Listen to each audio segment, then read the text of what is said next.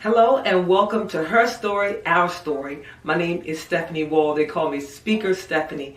I am the CEO and founder of Speaker Stephanie LLC and the founder of Her Story, Our Story, 1 Hour of Power, and the founder of 1 Million Lives Transformed, where we transform lives, relationships, and finances.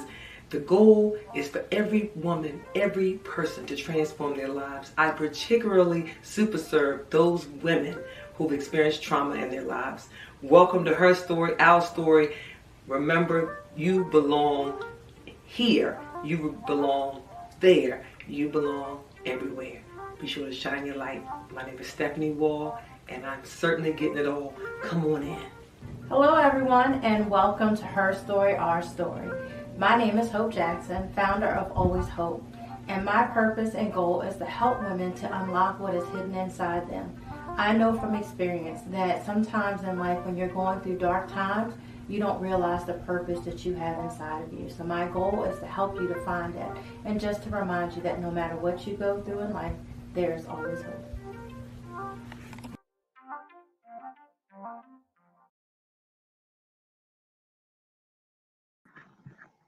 Good evening, everyone, and thank you for joining us tonight on Her Story, Our Story, 1 Million Lives Transformed. So, you all, I am filling in, and I'm always on here as the co-host, as the super bad co-host, as the host would say, but she is with family today, so we pray that she has had a safe trip and that she is enjoying that family time. We know how much she loves her family. So we have Dr. Nadin Benito with us tonight, and I will bring her up shortly. But before we get started, as usual, we want to open with prayer.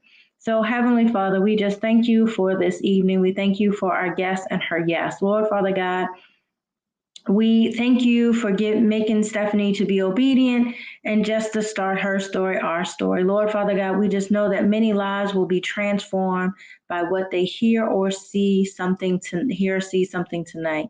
So, Father God, we just thank you and all these things. We ask you for traveling mercies and to keep Stephanie and her family covered as she is away tonight. But we will represent, as we represent you, she represents the glory of God. And all these things we ask in your mighty and precious name. Amen. So I want to go ahead and bring Dr. Nadine up, and she can introduce herself so that you all can get to meet her and hear all about her story. Hello, Dr. Nadine. How are you this evening? I'm doing fine. Thank you. Thank you for having me. We thank you for your yes and coming on tonight. So, what I want to do is I'm going to let you introduce yourself. But first, I notice a little accent. So, where is it that you are dialing in from today? I'm dialing from the beautiful island of Curacao in the Oh, Caribbean. It's a okay. 10 minutes flight from Aruba, more or Mm. less 15, 20 minutes flights from Venezuela. So if the sky is very clear, we can see the coast of Venezuela. Very, very good. So I am not going to read your bio. So what I'm going to do is I'm going to pop off and I'm just going to allow you to introduce yourself to the audience.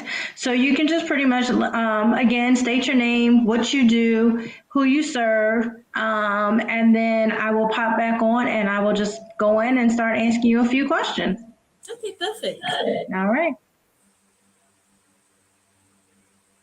Good evening, good night, everybody. My name is Nadin Benito. I'm Dr. Nadin Benito. I'm an international interior designer residing on the island of Curacao, as I mentioned before. Curacao is a beautiful island here in the Caribbean, next to Aruba and Venezuela. What I do for more than 20 years, yes, I look young. More than 20 years I've been doing the part of interior designer since I was a child, a little child. It intrigued me, everything about interior design. I was playing with my Barbie dolls, especially for Christmas. My parents used to, give me gifts in the sense of Barbie dolls, Barbie houses, etc. And as from child, I was starting to design their houses. And when I became a teenager, you get your own room. You can design it as you like. And then is the part that I started to paint my room, sew my beddings, and all of that with the help of my mom, of course. And um, when I started working after doing my studies, and when I started working, I moved out of my parents' house and I went to my apartment. And in that apartment, one of my friends used to live there with her boyfriend. And when she left, or when they left actually, I transformed the whole apartment into something beautiful for myself. And when she came to visit me, the apartment was totally different, totally transformed. And she was like, "Did you do this?" I was like, "Yeah, of course." And she said, "No, girl, you have to do this for your as your profession." And that's when I started little by little doing it for myself, upgrading myself, studying in that branch. Also, when somebody else who actually was on the television, when she saw what I did, she proposed to me to be on one of her shows, to do a makeover. So I gathered everything with the entities that could help me with the makeover, and I got everything that I needed for the decor and painted all of that furniture, and I did a live makeover in a show. And after that, everything was like going up going up in the sense that I got more clients, international clients, local clients, and that's how I started. And I'm still in business for more than 20 years. And after actually the illness of my dad, or during the illness of my dad, when he was in the hospital, I made a plea to God to make me do something with my profession as interior designer. And it came to my mind to, okay, design the rooms, the bedrooms of cancer patients or cancer survivors, pro bono for them. So, including everything, every material, every decor, every furniture, completely for free. Why? To give them hope. Because you can understand then that when you go to the phase of cancer, you go to the chemo, surgery, uh, doctor's appointment. You have to go to the lab to take blood samples, and when you come back home, you are very, very tired. You're exhausted. So you just want to go into your bedroom and relax. If you have to cry, cry out. If you need to receive your visitors, but you're not in the position to go into your living room, you're not feeling like very well to walk into your living room, you can receive your visitors in your bedroom. Um, and that's important for me because I've been there with my parents, with my friends, myself. So it's very important that your room, that bedroom is beautifully designed so they can have hope, strength, and even though if they are terminal, they can have some kind of light to, transition to the better life. That is so beautiful. That is just amazing that you do that. And I can only imagine how those patients feel when you come in and just give them that tranquil place just to come and to relax after everything that they go through, like you said, with the chemo, the doctor's visits, some losing their hair, just being sick. So just being able to come home and just be comforted, and to feel relaxed and at peace in your home is just such a beautiful thing. So that is amazing that you do that. So So now what I want to ask is, what is your 6 word story? So just give the 6 words, and then as we're going throughout the evening, we will kind of just dig into each one of the words. So right now you can just give what the 6 word story is.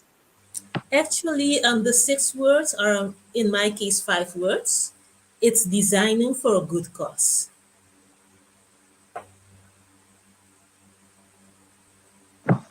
Okay. And I'm pretty sure we could probably decipher why you designed for a good cause.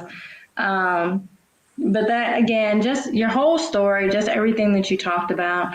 I loved how you talked about how you got into the business, and you've been in it for 20 years, but you started off with designing your Barbie houses, and then as you aged, and you got a little older, you started decorating your own room.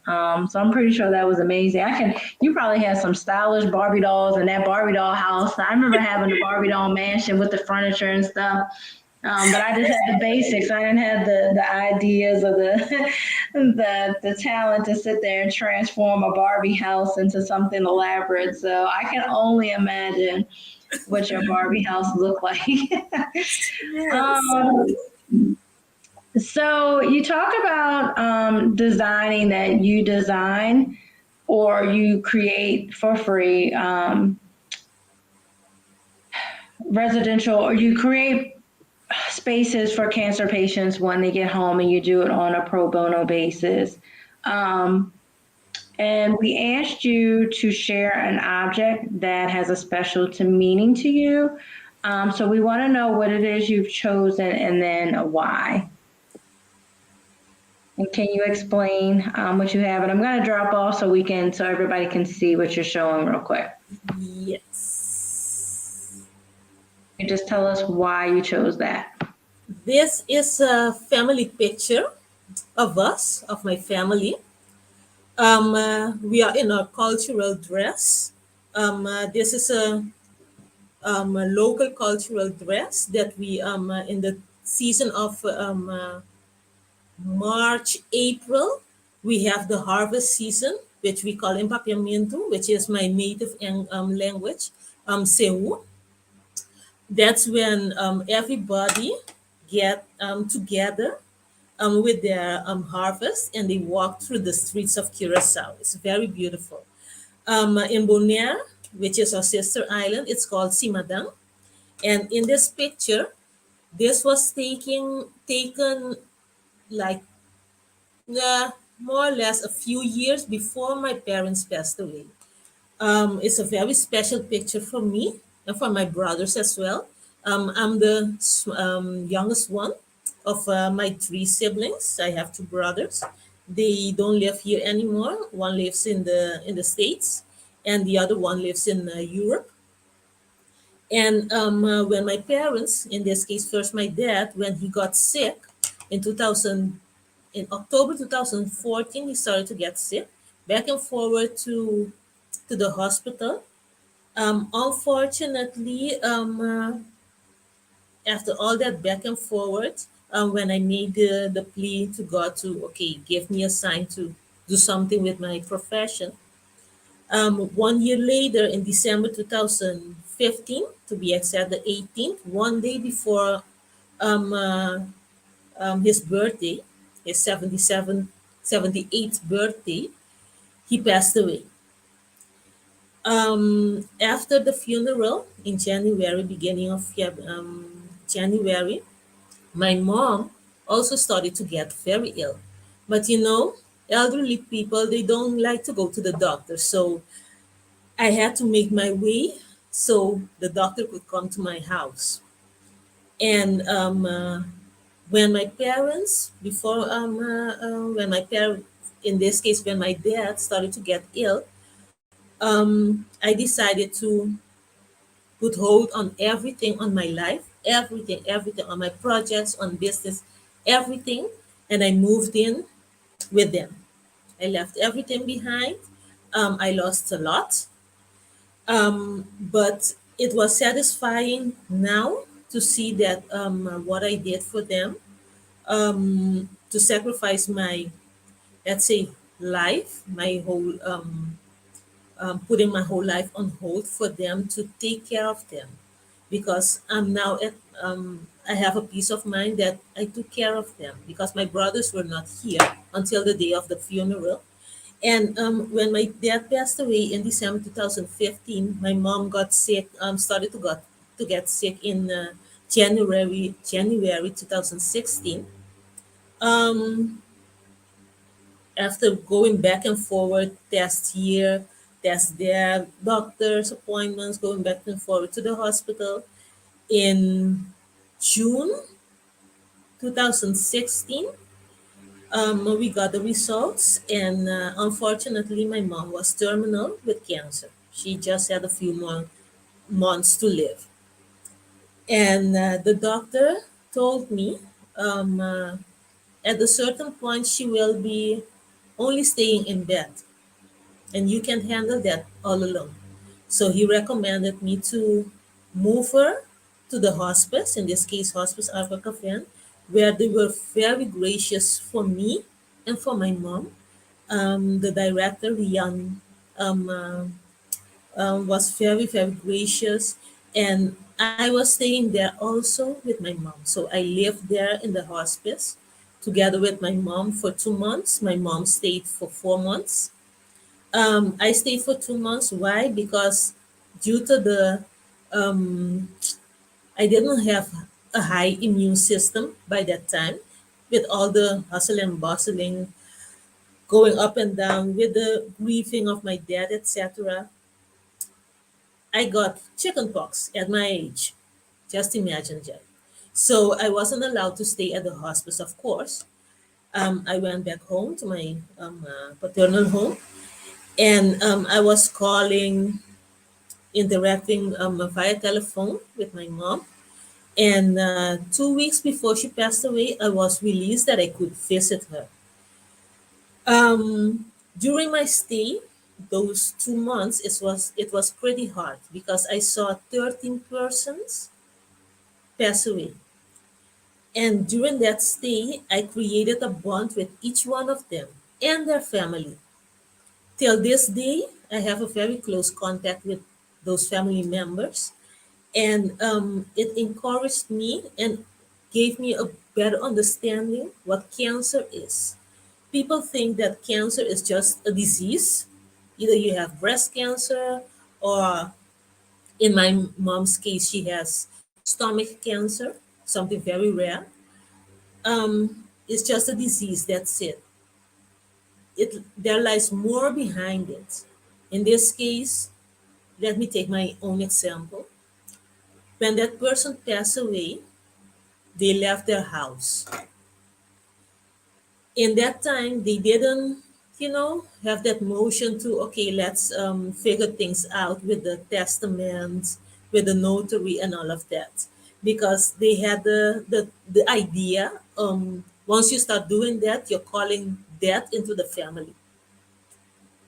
They didn't do it. So it was a whole shebang, figuring out who's going to stay with the house. So we decided we're going to stay, all the three of us was going to keep the house, and later on we're going to figure out what we're going to do with it.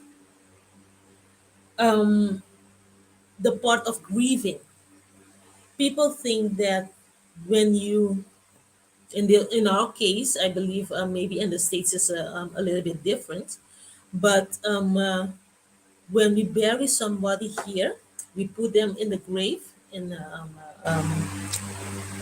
not in the ground, but they built like grave buildings. Let's say it like that, and they put the deceased body in it, and they just plaster it. So, and they put a plaque with the name, with the some beautiful wording on it. People think when they plaster that grave, and you go back home, that's it. You continue with your life. Believe me, that's when the grieving starts. And grieving is forever. It is something forever. Why?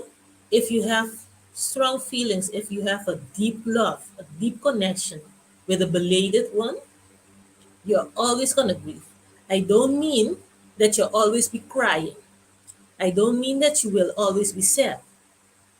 But just picture yourself that you're dancing, you have your both of your legs, you're dancing salsa, but suddenly you got an accident and they have to amputate one of your legs. Little by little, you have to learn to walk, even crawl sometimes, but walk and later on dance with only one leg. That's what happens when somebody who you dearly love pass away. You have to learn to live without that person. You have to cope with the whole situation. You have to deal with the part of cleaning the house. Cleaning the house like giving away their personal stuff, their clothes. Sometimes you have the smell of their cologne still on the clothes. Those are the moments that you see, I'm still grieving. This is hard. That's the Yeah. hardest part on everything that you have to cope with. The birthdays, um, the Christmases, the Mother's Day, the Father's Day, all those moments, special moments that on the long run, you're the only one who remembers them because everybody, all other family members, it fades away in their memory. They remember the person, yes, but not as you hold them dear, that you remember them every day. And you have to learn to walk and dance with that only leg that you have. And sometimes it's going to be like a wave that you just smell a cologne. Or in my mom's case, every December she used to bake fruit cake. When December comes, I'm a wreck because I see either when I pass by a bakery, I smell the scent of a fruit cake, I get emotional. Or my father, he used to love boleros, Celia Cruz, all those artists. And when I in December at a particular radio station when they start playing those songs, I have to change it. Now I get used to it, but a few years ago I couldn't listen to that radio station for like 3 to 4 years, especially during December. So Yeah. That grieving grief is something, it's something very personal that never goes away, but you learn to, to cope and to manage and to go yeah, on day by day. yeah, Yeah, grief is definitely something. Um, so I want to kind of get into your 5 word story. You talked, and your 5 word story is designing for a good cause. And you talked about already um, that you do this again to just again the piece that you do for the cancer patients, but you also do interior design for commercial and residential properties as well. Um, exactly. so, and there's another thing that I've noticed that you do is you're a TV producer. Is that correct? Yes, So yes, you produce TV shows as well. So, yes. but let's just kind of talk about your designing and your design and how do you come up with an idea? So, say you get a client and you walk in their house, or tell me what is the process, a brief process of what you do when you're obtaining a new client and say you're going to redesign their living room. Just kind of tell us how you get to know that person to design it based off of their likings. You know, it's very imperative to know the person in the sense that what their taste is. Um, Always I ask this person, this client, 4 questions: the mood of the client, the colors, the time frame, and the budget. Why the mood? Because maybe somebody got through a divorce or through, unfortunately, a phase of death, and they have to revamp the house. Um, In those moments, those people are very sensitive. So you cannot bring colors, too vibrant colors, to both colors. Like I cannot put a red color into the bedroom of that person. It's too, too bold. I rather go with something like aqua, um, uh, earth tone colors, like a little bit um, pastel colors, light grayish colors. But then also the part of time frame. Maybe this person wanted as quick as possible. That I have maybe a few days or a week or even a month to do a whole house. That's very important to know. The part of the budget. A lot of people think that interior design is just like, like you see on AGTV, like poof, with a small budget, you can do a lot. Indeed, you can do a lot. But most of the clients, they have a very expensive taste.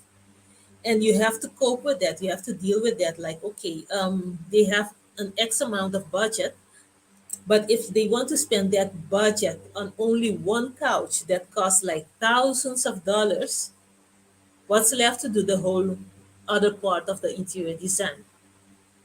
So you have to talk with the person, get to know what is their taste is, what they want to see into the bed, into the house actually, and also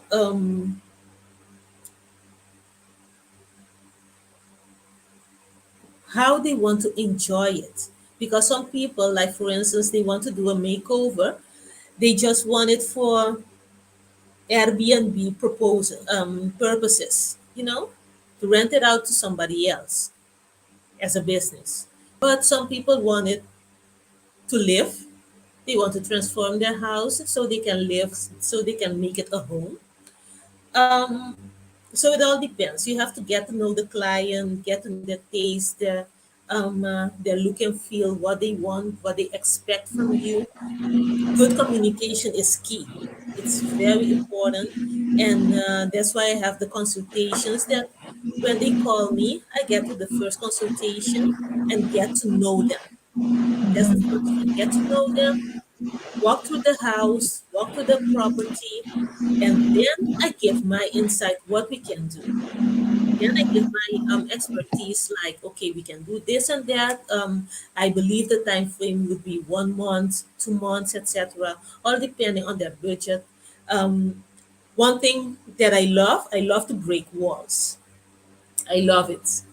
If you saw my former videos that were on broadcasted on TV, most of them you can see that I'm drilling, I'm changing the lights, I'm changing everything, I'm painting. So I'm a hands-on person. If it's something complicated or if I'm busy doing something else, I hire other people, other professionals to do what they do best. But normally, I try to do everything myself, even in my own house, because I like to be hands-on. I like to be totally involved in the project, and the face, the gratitude, the happiness at the end of the project, that closes the deal. That sounds so good. Yeah. I always love seeing. I'm a big HGTV fan. I love homes that just look inviting and comfortable. And I hope to achieve that in my own home one day. Still trying to figure that out. But I do. I just love seeing all that. I love going to model homes, like and just seeing how they lay things out and how they decorate. I just think that's such an amazing thing. So, Yes, yes. so we talked about your 6 word story. We talked about what you do. Well, how about we would just shake things up a little bit? So, if you could go anywhere in the world, where would you go and why? Right now, to the States, I've been there several times. So, as I mentioned before, my brother lives in the States. I have several friends and colleague interior designers from the States. And in 2013, I organized a big event here in Curacao where I invited more or less 15 interior designers from Atlanta, from New York, and surroundings.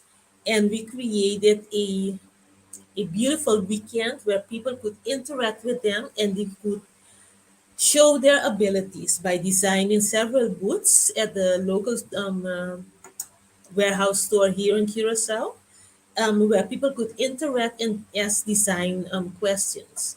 Unfortunately, one of those designers, the first one who believed in me, Kimberly Ward, she passed away from cancer, and in 2017 August, and she was also one of the designers of HETV, and she was the one who believed in me, as I mentioned, but also she was the one that I contacted when I got this vision for designing for a good cause for cancer patients. So I had close contact with her for for her to come to Curacao and do one of the projects with me.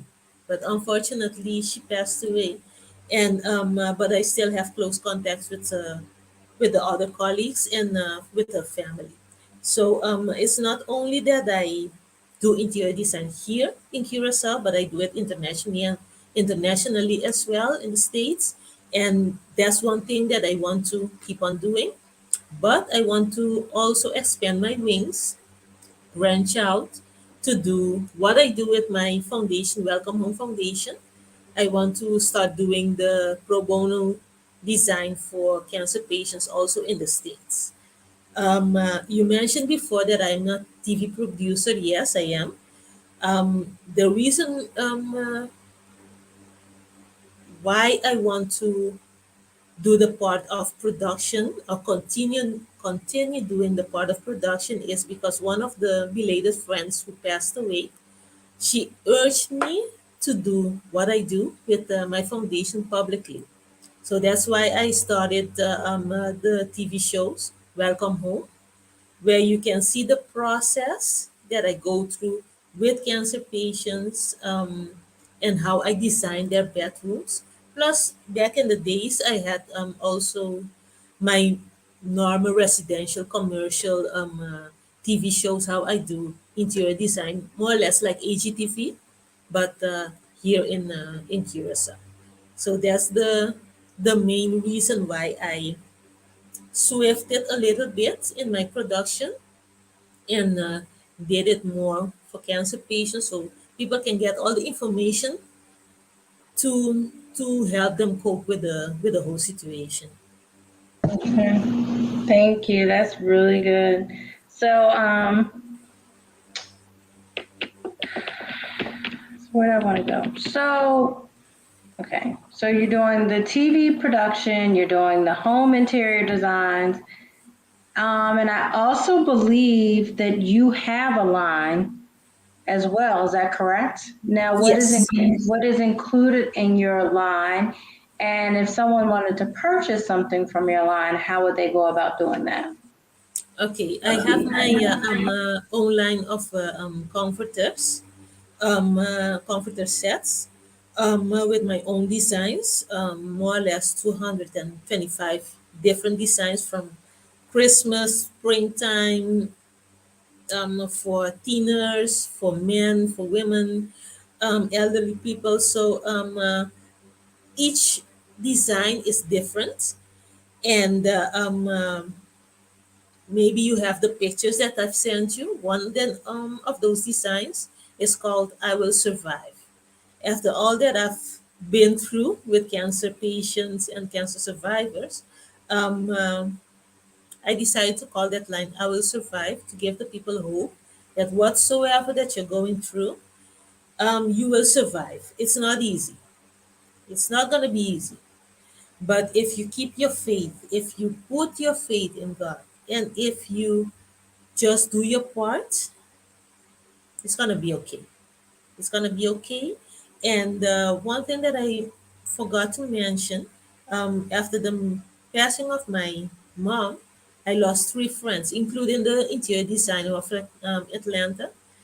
Short after that, I lost three of my dearest friends due to cancer as well. And one of them was a co-founder of my foundation, and she was only 31 years old. She was the youngest of the whole um, uh, bunch of people that passed away, and she was pregnant, 6 months pregnant. So she passed away, and of course the baby also passed away. So that was a whole shock for me.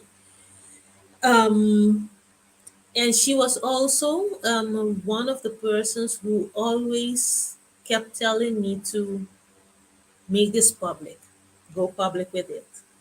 And unfortunately, she passed away in 2018. And two of my friends actually passed away in 2018. And the whole thing about me, the why I'm passionate about all of this is because I'm a walking miracle. A lot of people don't know, but in February 2018, I started to get, actually in January, I started to get very ill because I couldn't deal with the whole stress, the emotional stress, the grieving. I couldn't cry. I didn't know what to do. And when I went to the doctor, back and forward, test here, test there, examination and all of that, they found out that I could, from the x-rays that they took from me, that I had devious things that could be cancerous. They were not cancer, but in a short term, they could be cancer. So the specialist suggested me to do surgery. So I had to go back to the appointment the very next week to get an appointment to do the surgery. When I went back, let's say this is the x-ray that they took with all the devious things. That same picture, that same x-ray, they couldn't see anything. It was totally blank, mind you. So that was the miracle that God did in me by healing me, that there was no spot, nothing in my system that could lead to cancer. So I was healthy. And from that moment, I strive for this foundation to make it the best as possible. I strive for cancer patients. I do have my clientele, of course, who I do residential and commercial interior design for them. But my passion, my deep passion, is the part of doing this pro bono for cancer patients because I know the importance of it. That's so amazing. It's such an amazing story to, I've actually seen many people suffer from cancer and the things it does to them. And it's not even just them, and you know this, it affects the whole family. So just that you want to do so much to comfort them and to help them is just, it's just a blessing to know that you want to do that. So I pray that since this interview will be viewed in the States, that it will help you to expand and really get into the States and really just be able to get that bandwidth out there and that reach that you wanted so that you can do some more pro bono work over in the US. So I'm really hoping that this interview will help you with that, to help you strive and reach that dream, because that is such an amazing thing. And just for the audience, I have put in the link at the bottom. You should see it scrolling past the website, Welcome Home Foundation in Curacao.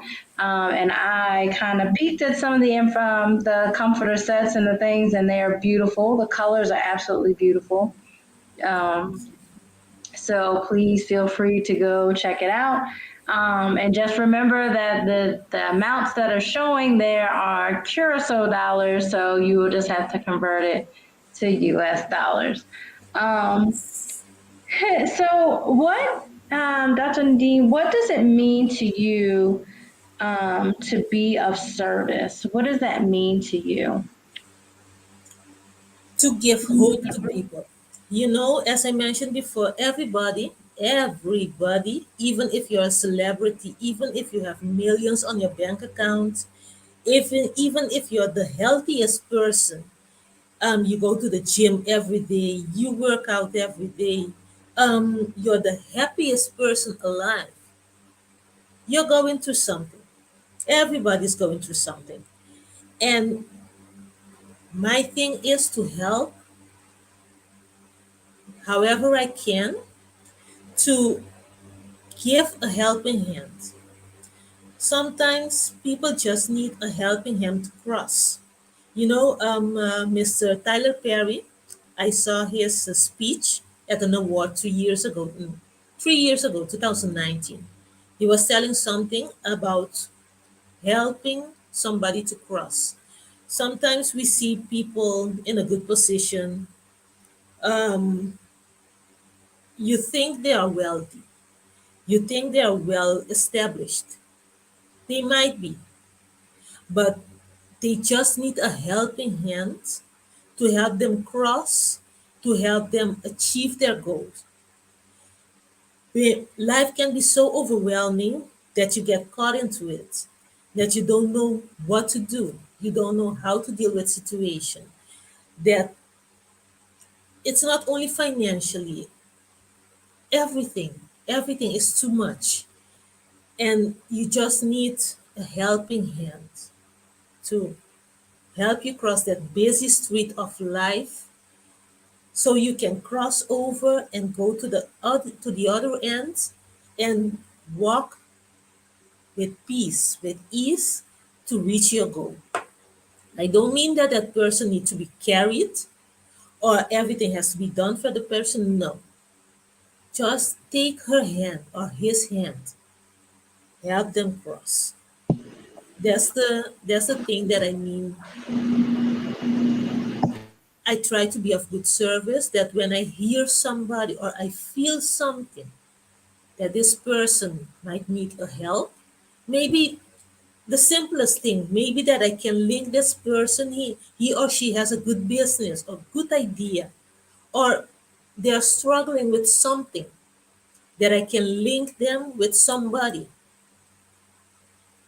They can get in touch and they can get their help. And if more people in this world can do that, this world would be a better place. I believe that. I agree. I totally agree. I really feel like if more people were like that, more people would be able to grow and to walk in purpose and to be, to expand. So I thank Stephanie. Again, she gave me this opportunity. I started out as a guest on the show, and next thing you know, I'm co-hosting with her. And when she's not here, I lead it. So honestly, she definitely is that, and I've seen her do it with other people, and she's helped to catapult many women into their next level. And that's what we have to do. Sometimes we have to put ourselves aside and help someone else up, because there was someone, whether we want to admit it or not, there was someone that gave us a helping hand and help us to get to that next level. So in order to pay it back, we should be doing the same for someone else. So I, Yes. I totally agree with you. And I think we would be in a much better place if we all did that. So, and in the States, they call it like crabs in a barrel. Crabs, when they're trying to come out, they're always pulling the other one down so they can get to the top, instead of, if they really think about it, all they need is one. They need to link up so that way each one of them can rise and get out of the barrel, versus constantly pulling and tugging. You get so much more accomplished when you link up with Yep. each other, because therefore you're pulling each other up. So yeah, that's so amazing. I'm loving your story. I know, to get you to the place that you are now. Unfortunately, you went through some tragedy, but you didn't allow the tragedy and the triumphs and the sicknesses and the deaths and the loss to stop you. You let it to continue to catapult you into this place that you want to make more comforting places and help others. Someone posted a comment that they think it's amazing what you're doing for cancer patients. Giving them dignity and peace is very important, and that you're really giving them the comfort that they need. It is amazing because, any illness, and I know you focus with cancer, but I think any illness, anything that you're going through in life, when you get home and when you're home, you just want to feel comfort and you want to feel that peace.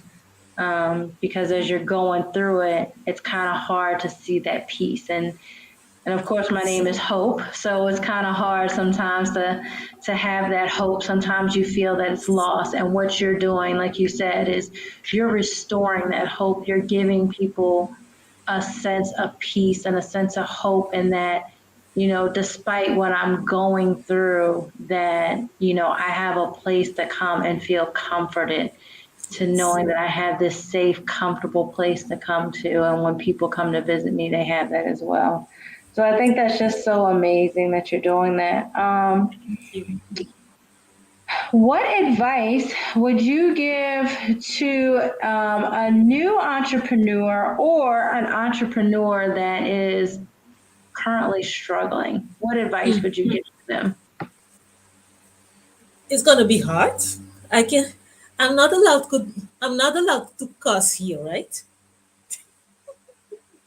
But I would say, no, right?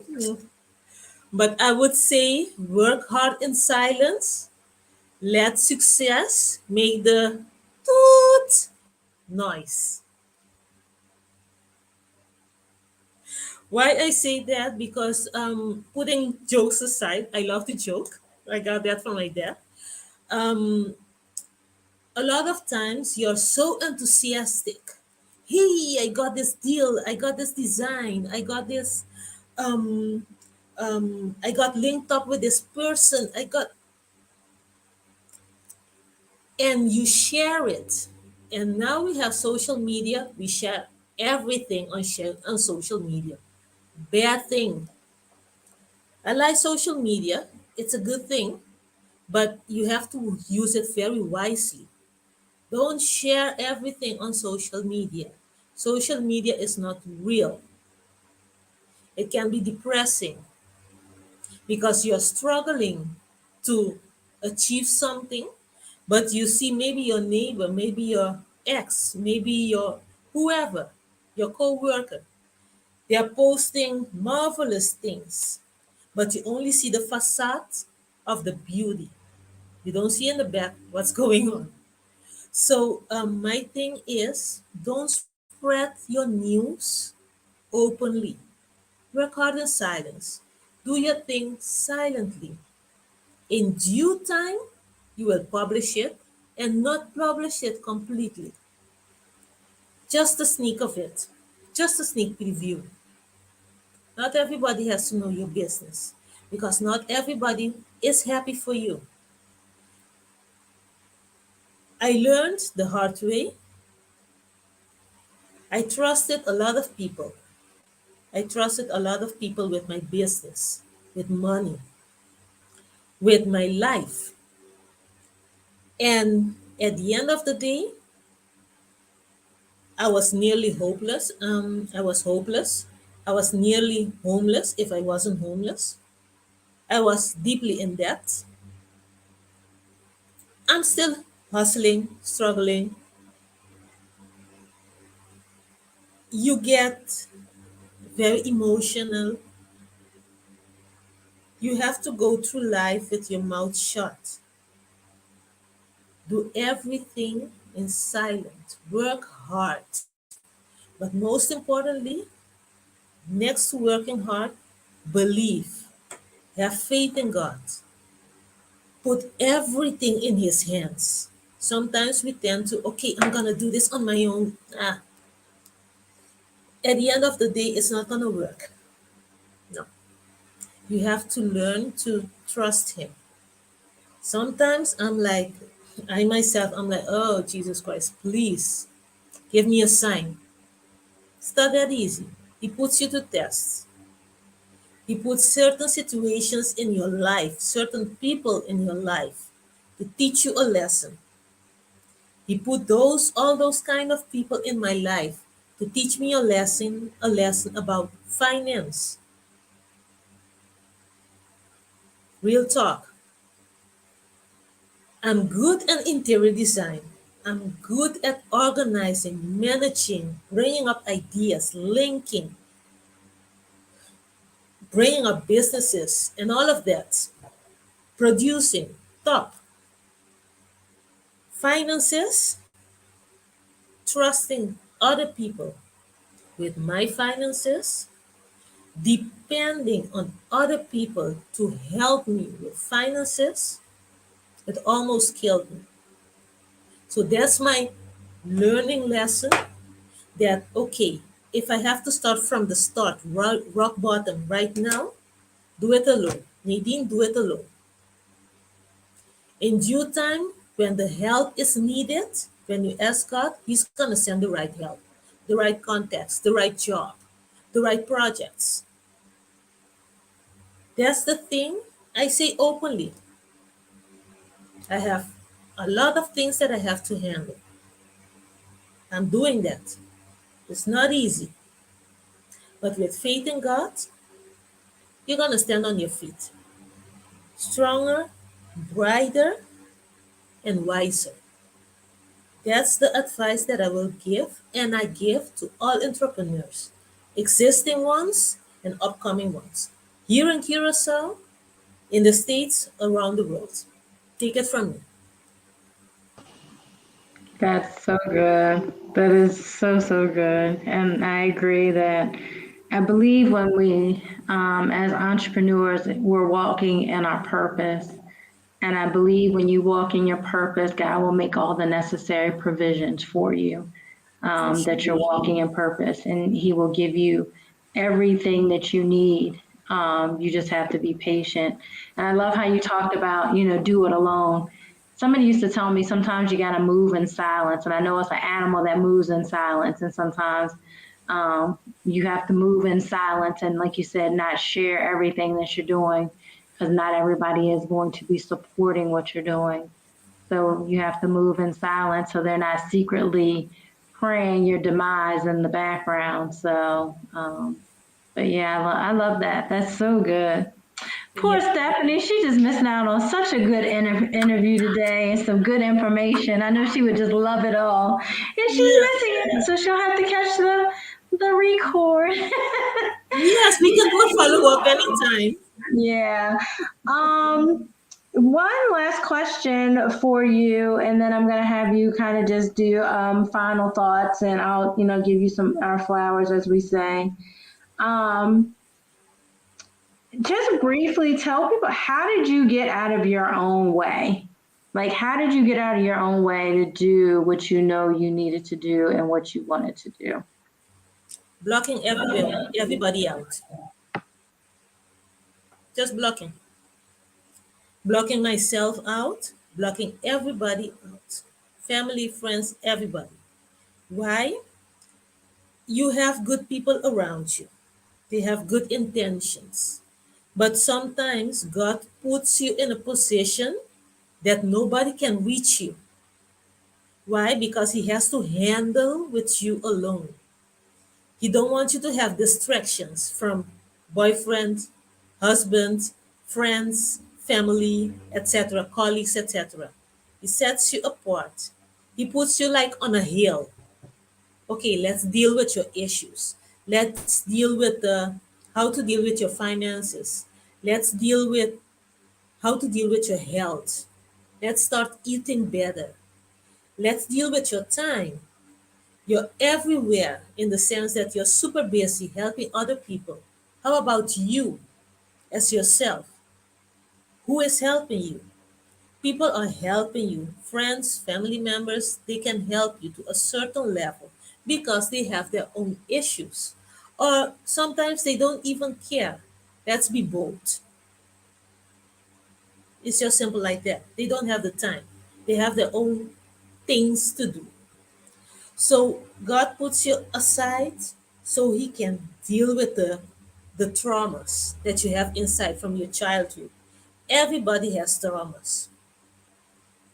Don't let anybody talk you like, oh, I had this fancy childhood. Everybody had traumas with their hair, with their skin color, with their physique, with knowledge, with their family, with their house. they had one kind of trauma that they had to go through to overcome to become the better version, the best version that they have, that they are now. So in my case, after actually during the season that I lost everything, because I wasn't a millionaire, but I was well established. People who know me, they know I was well established. My mistake, but I'm not regretting it, but my mistake was I was helping too much.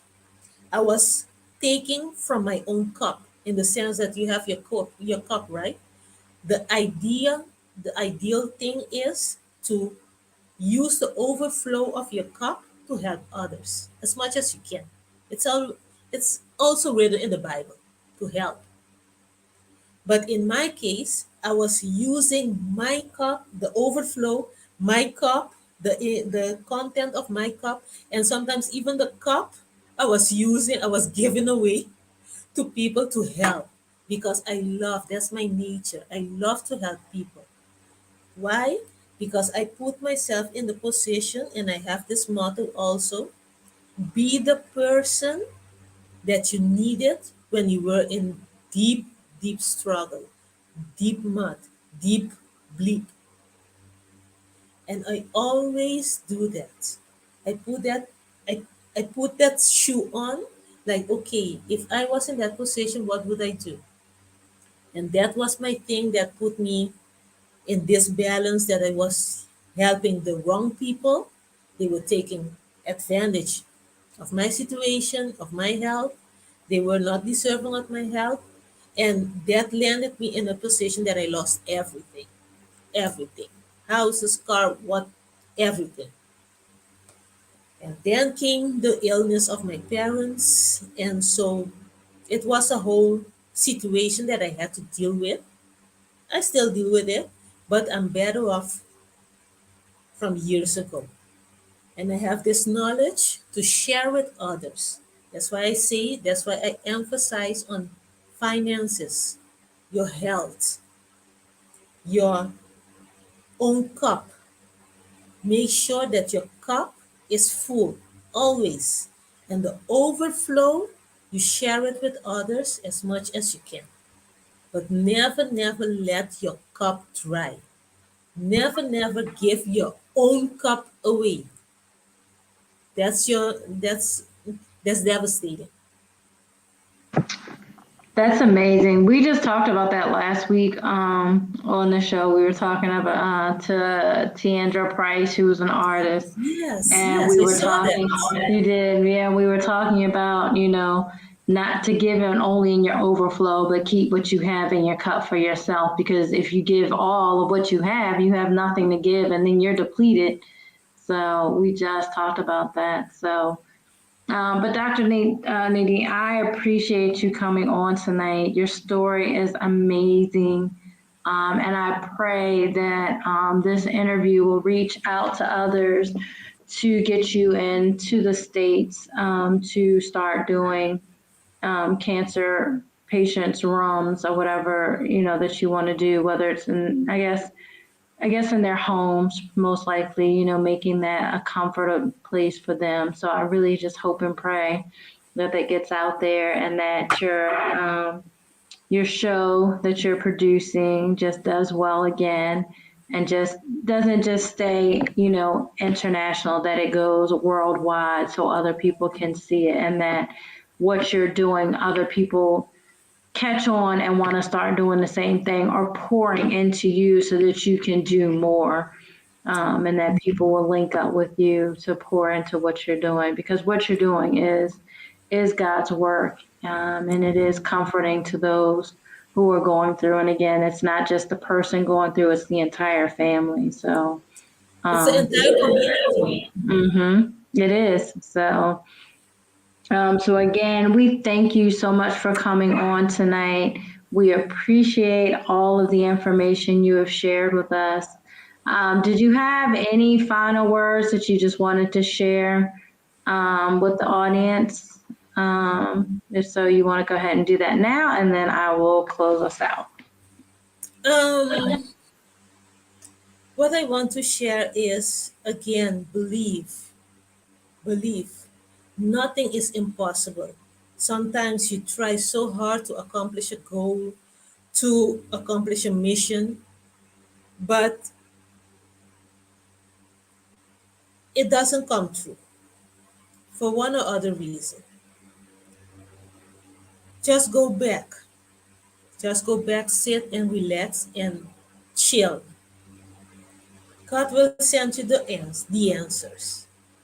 Maybe that one thing that you eagerly wanted to accomplish that moment, that week, that day,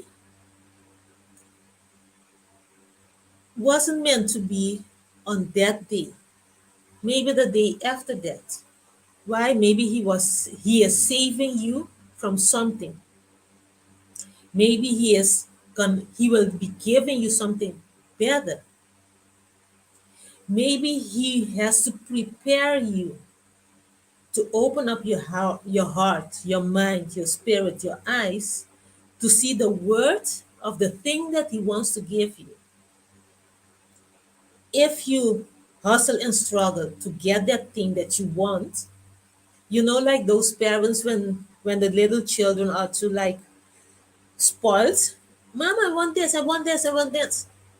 And the parents go like, oh, get it. When you get that thing that you were fussing about, it's not good for you. You won't enjoy it. So it's better for you to take one step, analyze everything, take deep breath, go back in your prayers, go back in your heart and your mind, chill, and God will answer all of your questions in due time. And when the time comes, believe me, He's gonna show up in marvelous ways. That you're gonna say like, "Ooh, God, thank you, thank God you saved me." Thank God you saved me because this thing that I'm getting right now at the proper time, it's way much better than if I got it before. Thank you again. That such an amazing story. Such an amazing story. And again, we appreciate you. So I am going to close us out. So I'm going to drop you down for a minute. So again, everyone, we want to thank you for joining us tonight on Her Story, Our Story. If you were not able to watch the live, you will be able to watch the record or the replay of it, which will be on 1 Million Lives or on Stephanie Wall's YouTube channel of Her Story, Our Story, 1 Million Lives Transform. We thank Dr. Nadine for coming on tonight. We truly appreciate her and what she's doing. But just to close us out, just remember to always allow your light to shine because the light inside of you is the Holy Spirit. And you have to allow your light to shine to help someone else who is currently in the dark. They need a light, and you might be the light that they need. So don't allow anybody to dim your light. If your light is too bright for them, ask them to put on their sunglasses. If it's too bright for you, put on your sunglasses. But don't forget to allow the light that God has given you to shine. Thank you all for joining us tonight, and we will see you all next week. Good night, everyone.